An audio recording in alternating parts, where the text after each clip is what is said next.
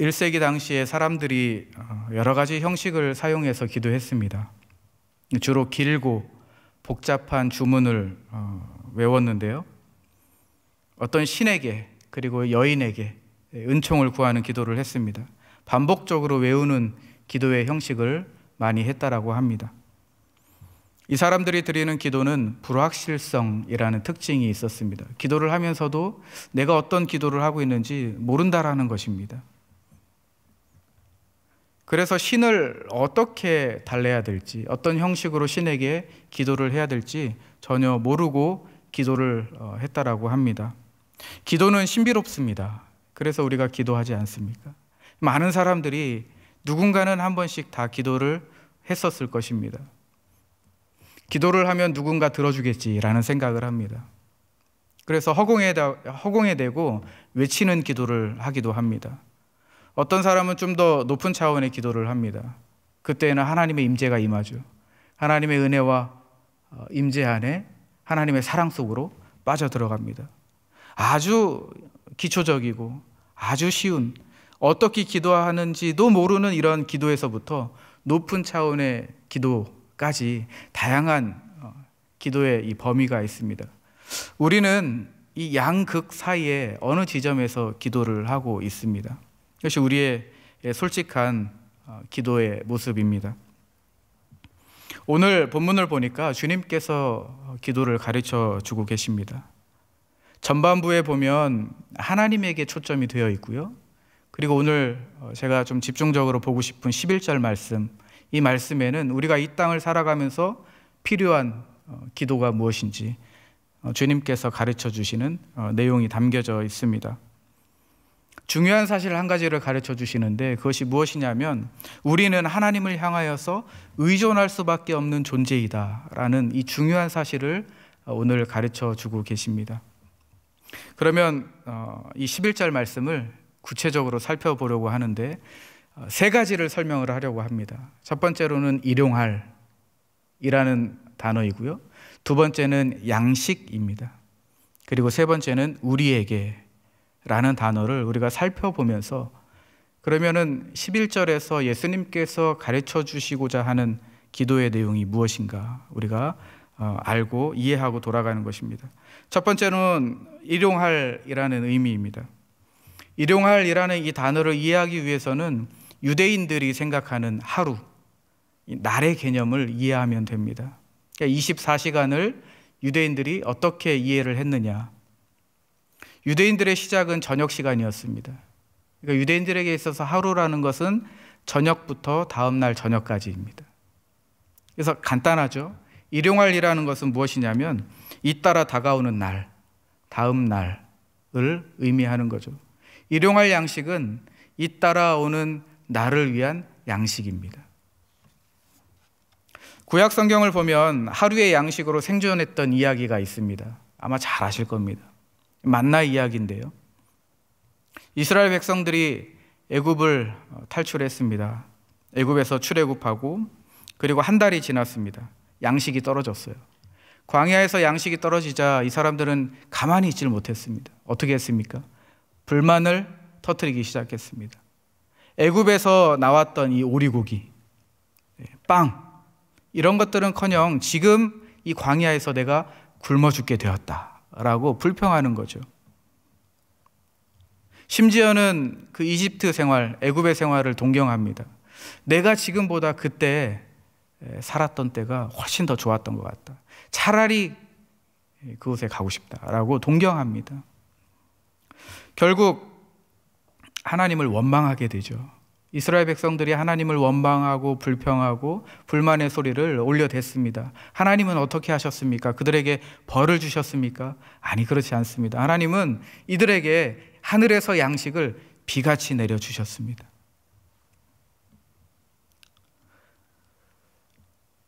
출애굽기 16장을 보면 하나님의 은혜가 어떠한지를 아주 신랄하게 보여주는 사건입니다. 출애굽기 14장, 16장 4절 말씀을 보면 우리가 한번 읽어보겠습니다. 시작. 그때에 여호와께서 모세에게 이르시되 보라, 내가 너희를 위하여 하늘에서 양식을 비같이 내리니 백성이 나가서 일용할 것을 날마다 거둘 것이라. 이같이 하여 그들이 내 율법을 준행하나 아니하나 내가 시험하리라. 자, 하나님께서 하늘의 양식을 비같이 내려주셨습니다. 그런데 여기에 순종이라는 시험을 곁들여 주셨습니다. 하나님께서 주신 이 시험이 무엇입니까? 나가서 하루치를 걷어오는 것입니다. 단 하루치의 분량만 걷어오는 것이죠. 만약에 조금이라도 더 걷어온다, 남긴다라고 하면은 시험에서 떨어지는 것입니다.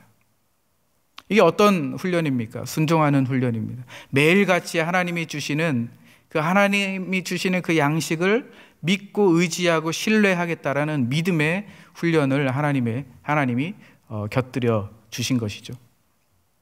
그러나 예외도 있었습니다. 안식일 전날에는 하루치가 아니라 이틀치를 가지고 오도록 했습니다. 안식일에는 하늘에서 양식이 떨어지지 않기 때문입니다. 우리가 안식일 생각하면 사람이 하는 일을 멈추는 것으로 초점이 되어 있습니다. 그런데 안식일은 사람이 하는 일을 멈추는 것이 아니라 하나님이 하시는 일을 멈추는 것입니다. 만나의 이야기도 마찬가지죠. 안식일은 이틀치를 가지고 오는 것인데 하나님이 일하시지 않겠다라는 것입니다. 만나에서 이 만나가 하늘에서 이날만큼은 하나님이 주시지 않겠다라는 것입니다. 그런데 왜 하나님이 만나를 주시지 않겠다라는 것입니까? 왜 이 거두는 거에 제한을 두신 것입니까? 그것은 하나님의 명령에 순종하는지를 보시겠다라는 것입니다. 네가 다음 날을 위하여서 걱정하는지, 다음 날에도 하늘에서 떨어질 그 양식을 정말로 믿고 있는지를 하나님이 보시겠다라는 것이죠. 결과는 어떠했습니까? 실패인가요? 성공인가요? 네, 실패했습니다. 27절 말씀인데요. 27절에 이렇게 나와 있죠. 일곱째 날에 백성 중 어떤 사람들이 거두러 나갔다가 얻지 못했다. 어떤 사람들이 있었습니다.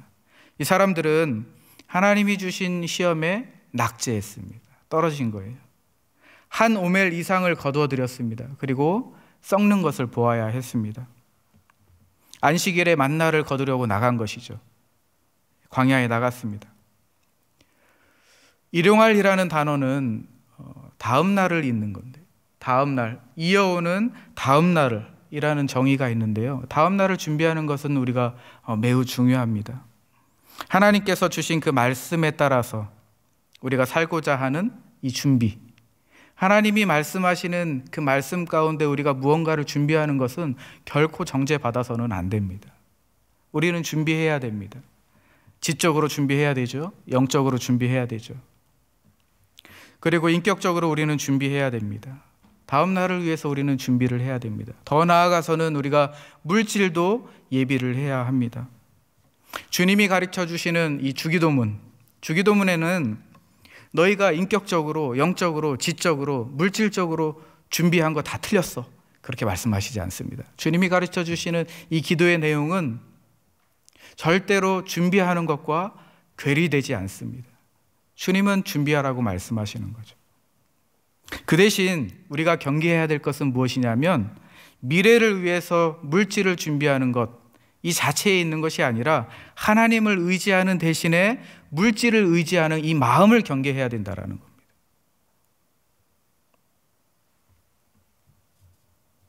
이스라엘 백성의 생존 방식이 바로 그러했습니다. 준비하는 것을 나무라는 것이 아니라 거기에 따른 이 마음, 하나님을 신뢰하고 있는 건지, 하나님을 의지하고 있는 건지, 어떤 걸 의지하고 있는지를 하나님이 보시는 거죠. 우리에게도 동일하게 적용이 됩니다. 우리는 착각을 하고 살아갑니다. 오늘 내가 살아있는 것이 내가 벌어놓은 것으로 먹고 살고 있다, 이렇게 착각을 하기도 합니다. 아주 짧은 예로 하루의 일과를 마치고 저녁에 집에 들어갑니다. 저녁에 집에 들어가면 입구에서부터 옷을 벗고 이렇게 들어가죠. 참 옷을 어디에 거는 거는 참 힘든 일인 것 같습니다. 이 옷을 벗고 소파에 앉지 않고 눕습니다. 앉는 것도 참 힘든 것 같아요. 소파에 누워서 무엇을 하죠? TV를 켭니다. TV를 켜고 유튜브를 틀고 뭐 여러 가지 SNS를 하고 살펴봅니다. 밀린 것들을 잘 이렇게 한번 보는 거죠. 그런데 아내와 아이들이 그냥 가만히 놔두지를 않아요. 아이들은 놀아달라고 애원합니다. 놀아달라고 애원하고, 아내는 뭘 해달라고 자꾸 요청을 합니다.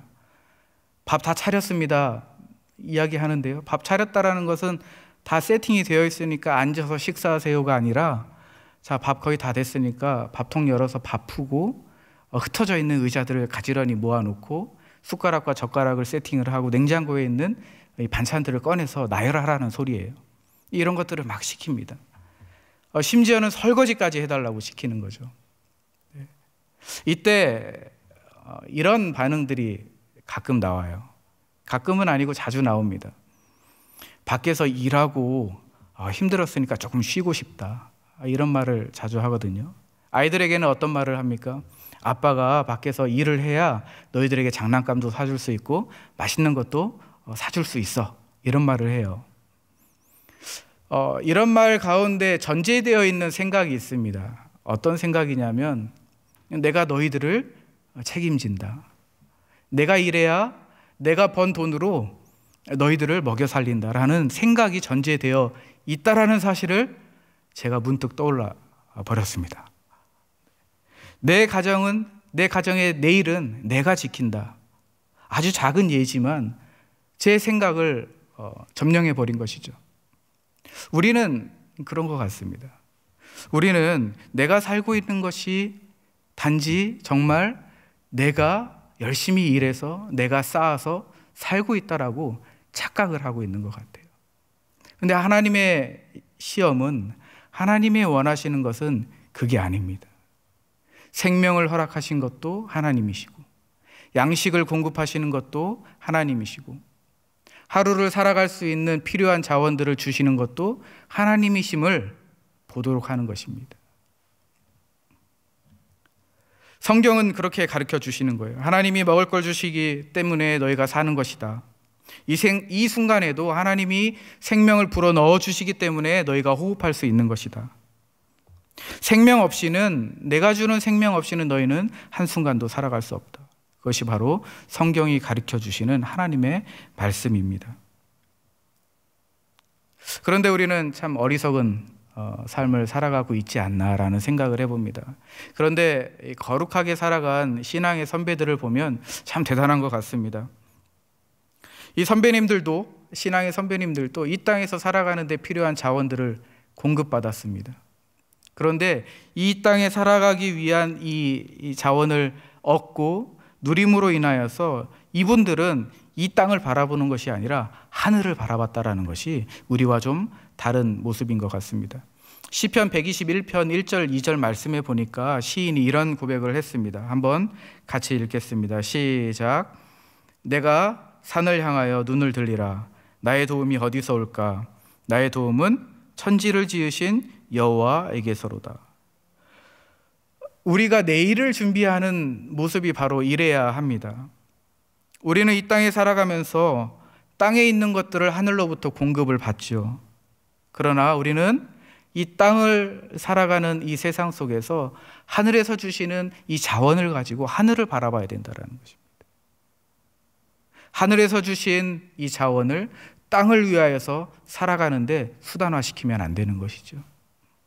시선이 멈추는 곳이 바로 하나님, 생명의 근원 되시고 우리에게 생명력을 불어넣어 주시는 그 하나님에게 멈춰야 하는 것입니다. 이것이 일용할이라는 이 단어 속에서 우리가 깨달을 수 있는 내용입니다. 일용할은 내일을 준비하는 것입니다. 이 땅에서 살기 위한 필요한 것들을 구하는 것입니다.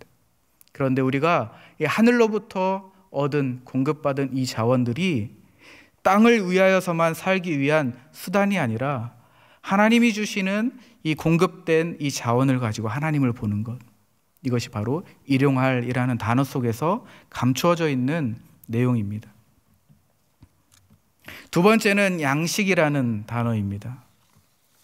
양식이라는 이 단어는 역사적으로 주석가들이 한 6가지 정도로 해석을 합니다. 첫 번째로는 이 양식을 성찬의 떡이라고 해석을 합니다. 그리고 두 번째로는 예수 그리스도 자신, 양식은 예수 그리스도 자신이다. 이렇게 해석을 합니다. 초대교회에서부터 지금까지 광범위하게 활용이 되고 있습니다. 이렇게 해석을 하는 사람들이 많이 있습니다. 세 번째로는 영적인 양식이다라고 이야기합니다. 교부였던 오리겐이라든가 우리가 잘 알고 있는 어거스틴 같은 경우에는 이 양식을 영적인 양식이다라고 해석을 했습니다. 그리고 네 번째는 육적인 양식이다. 여기서 말하는 양식은 육적인 양식이다. 이 해석을 지지하는 사람들은 청빈한 삶을 지향합니다. 그리고 금욕주의자들이 많이 있습니다. 문자적으로 해석을 하는 거죠. 그리고 다섯 번째 해석은 영적인 해석과 육적인 해석을 합치는 것입니다. 좀 그럴듯해 보입니다. 그런데 우리는 여섯 번째 해석을 따라가려고 합니다. 여섯 번째 해석은 마틴 루터하고 그리고 칼빈이 했던 해석인데요. 이 양식이라는 것은 무엇이냐면 양식은 인간다운 삶을 영위하기 위해서 필요한 총체적인 조건이다. 인간답게 살아가기 위해서, 사람답게 살아가기 위해서 필요한 조건들이다. 이렇게 해석을 했습니다. 루터 같은 경우에는 그의 책이 있는데 평범한 목회자와 설교자를 위한 소요리 문답, 이 책에서 다음과 같이 일용할 양식에 대해서 해석을 했습니다. 우리 한번 띄워주시면 제가 한번 읽겠습니다. 일용할 양식은 우리 삶을 위한 양식과 필수품에 속하는 모든 것들이다. 곧 음식과 의복과 신발, 집, 정원, 경작지, 가축, 돈, 재산, 올 곳은 배우자와 아이들, 착한 식솔들, 강직하고 신실한 통치자들, 좋은 정부와 날씨와 평화와 건강과 품격과 명예, 좋은 친구, 신실한 이웃과 같은 것들 말이다. 양식을 이렇게 정의했습니다. 그래서 우리가 이 해석을 따른다라고 하면 11절 본문에 나와 있는 이 양식이라는 것은 무엇이냐면 생존을 넘어서 인간답게, 사람답게 살아가기 위한 필요한 조건들이다. 이렇게 말할 수 있습니다. 몸을 유지하기 위해서 필요한 이 음식뿐만이 아니라 정신적인 필요, 그리고 사회문화적인 필요까지도 다 포함되는 것입니다.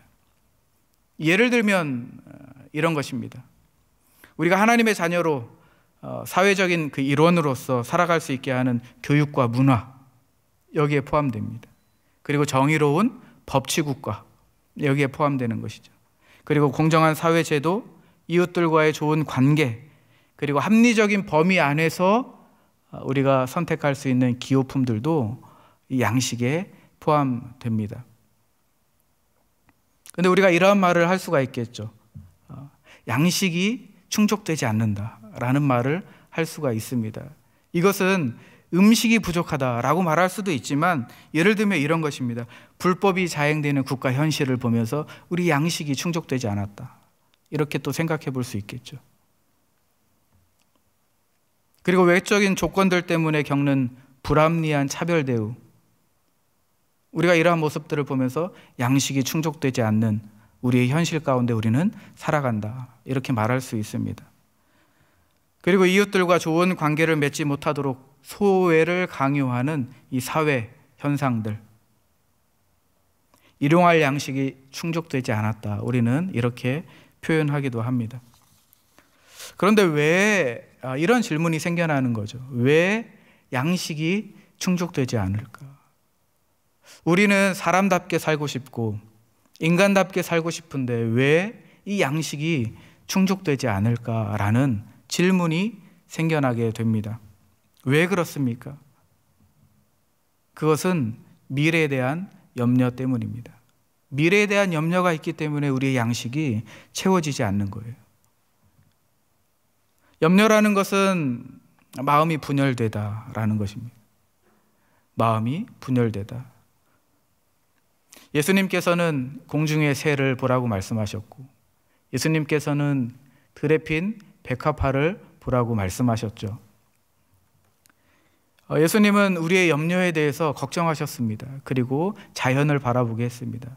그리고 예수님이 다음과 같이 말씀하셨죠. 6장 31절 32절 말씀에 보면 예수님의 말씀이 나와 있습니다. 우리 함께 같이 읽겠습니다. 시작. 그러므로 염려하여 이르기를 무엇을 먹을까 무엇을 입을까 하지 말라. 이는 다 이방인들이 구하는 것이라. 너희 하늘 아버지께서 이 모든 것이 너희에게 있어야 할 줄을 아시느니라. 여러분이 11절 말씀 맥락과 연결해서 본다면 이 마음이 분열되어 있습니다. 하나님과 만몬에게 분열되어 있어요.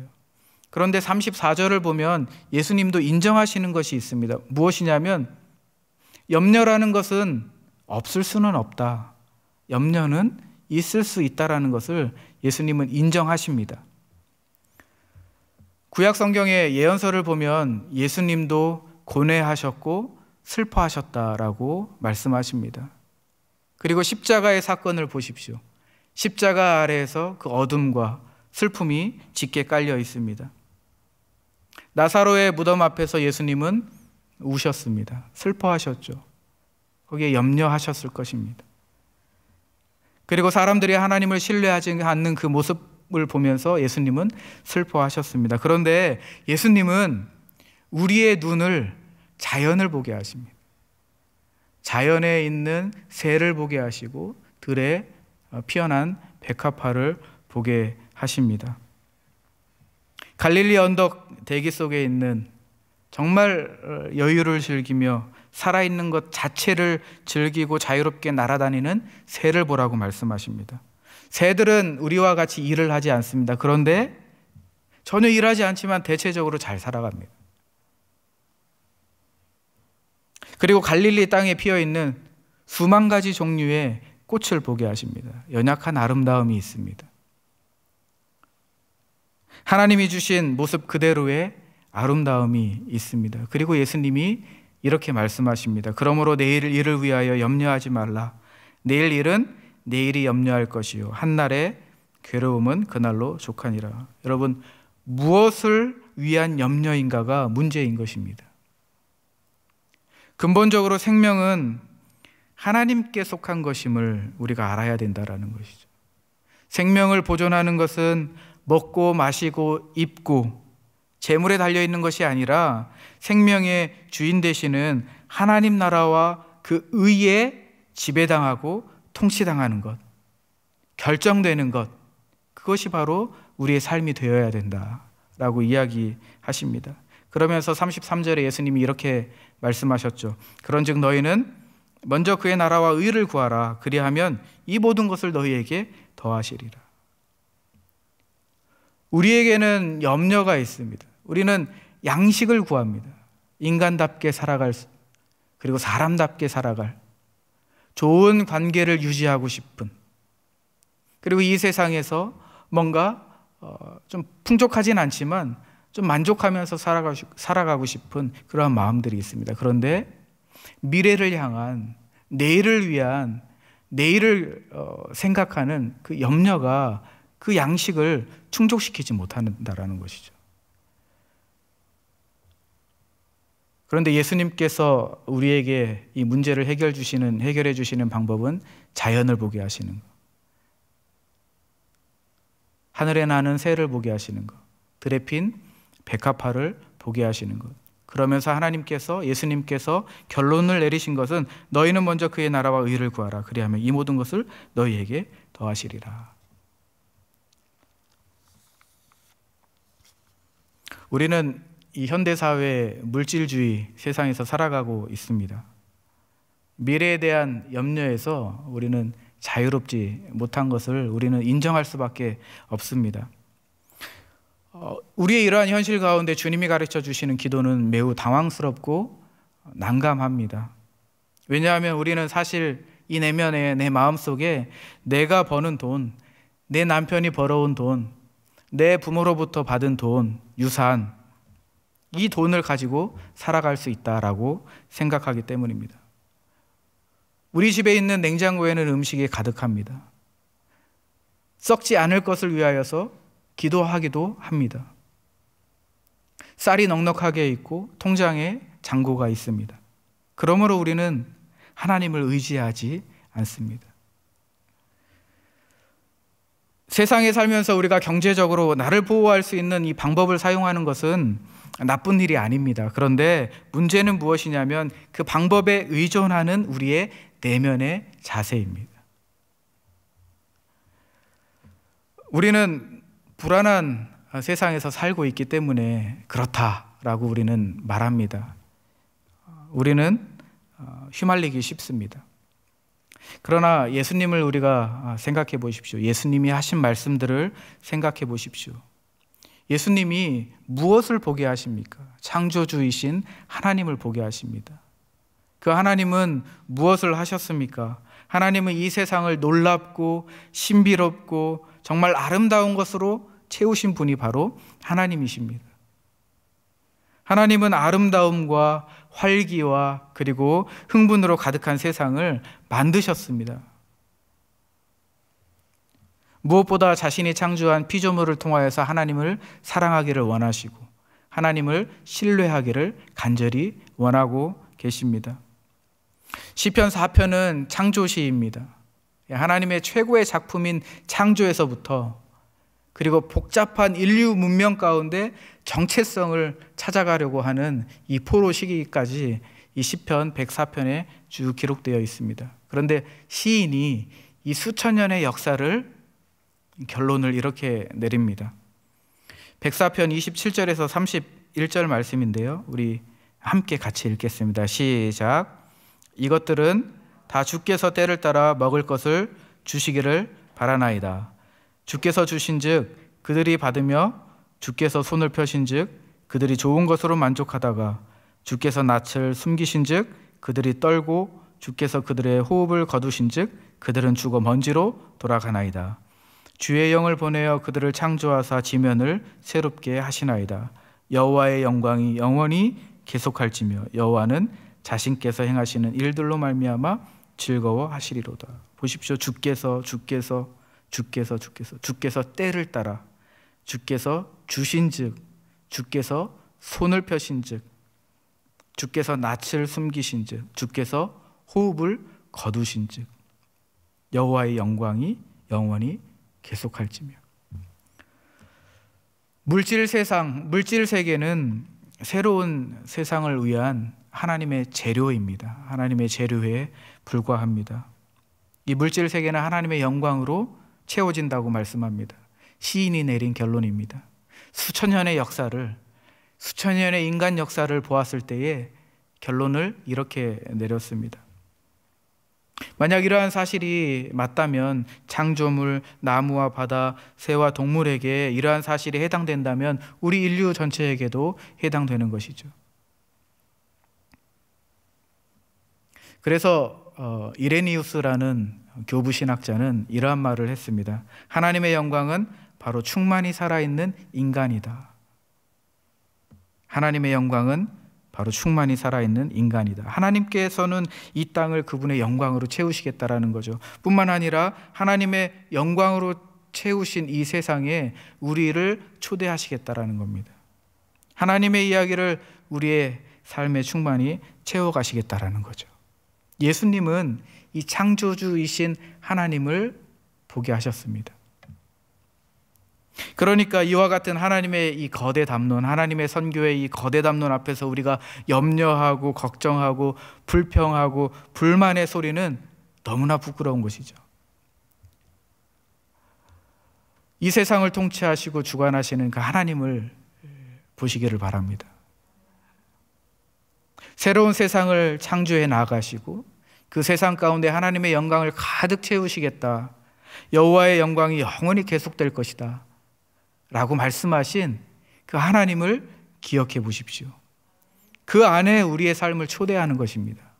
우리 삶에 하나님의 영광을 채우시겠다라는 것이죠. 우리가 이 말씀을 믿고 신뢰한다면 우리 안에 염려가 사라질 것이다. 그렇게 확신합니다. 우리 안에 있는 염려와 걱정과 불안이 너무 부끄럽게 여겨지는 것이죠.